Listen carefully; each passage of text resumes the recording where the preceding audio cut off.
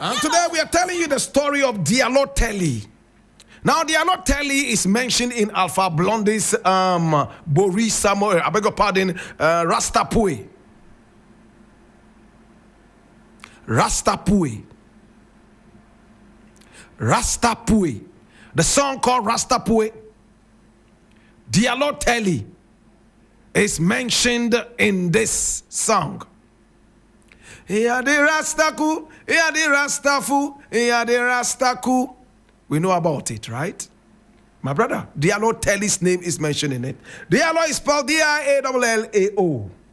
D-I-A-L-L-O, and Telli is T-E-L-L-I. Now, Diallo Telli was born, Boubacar Diallo Telli, and he was born in 1925. In fact, he was born in Guinea. Oh, yes, in Guinea. He was born in a small town in Guinea called Poredaka. Poredaka, P-O-R-E-D-A-K-A, Porodaka, right there in Guinea.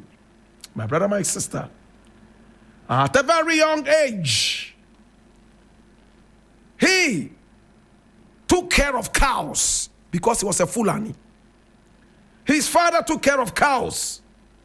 But he also went to school at the École Normale Supérieure William Ponty. That's the Superior Normal School of William Ponty.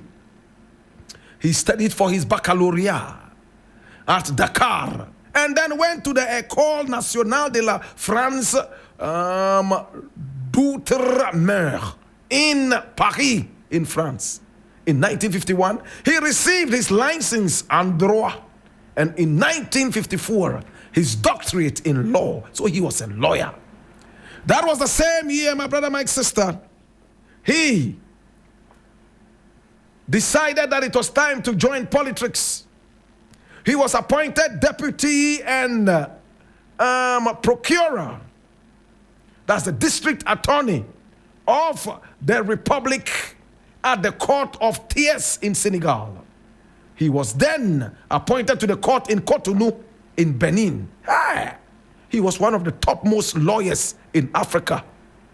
He became the head of the office of High Commissioner of French West Africa, my brother, my sister, in Dakar, which was the highest position held by an African in the French colonial period. So he became so big and respected even by the colonial French. He became Secretary General of the AOF. And by AOF, we're talking about French West Africa. In April 1957, just after Ghana had become independent, and remained in that post for 18 months. In fact, he was one of those who pushed and supported in the emergence of the OAU, Organization of African Unity, with Haile Selassie and Kwame Nkrumah. They were so close.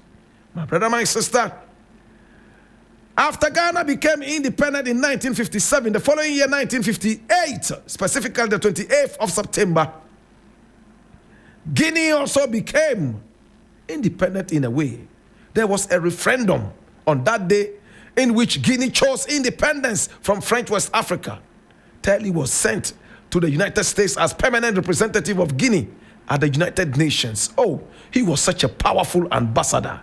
Hey, he was in the United States and he worked very hard. Telli held the position of second Secretary General of the OAU, holding that office for 2 terms from July 1964 to June 1972.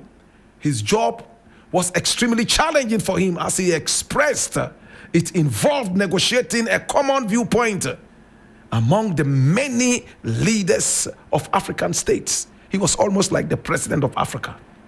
My brother, my sister, he was so close to Kwame Nkrumah. He dealt with so many African problems. He was like a counselor and the president. Hey. Sometimes he was so outspoken. Sometimes he spoke against his own government, the government of Sékou Touré. And Sékou Touré did not like him because he spoke against him. My brother, my sister, on the 18th of July, Diallo Telli was arrested by Secretariat's government. And you know what happened? They executed him by starvation. What does it mean? They put him in cell and refused to eat, to give him food to eat. He died. My brother, my sister, today we remember the sad story of this great man, Diallo Telli. He died in prison from starvation. We remember the very wonderful work he put out for us. We love you and we appreciate you. Today we remember you, one of the greatest we ever had. Today we remember you. In the burden of knowledge, I ask you now that you know what to do. Be an aniole, be no bafe. Tu glory, Papa mula home.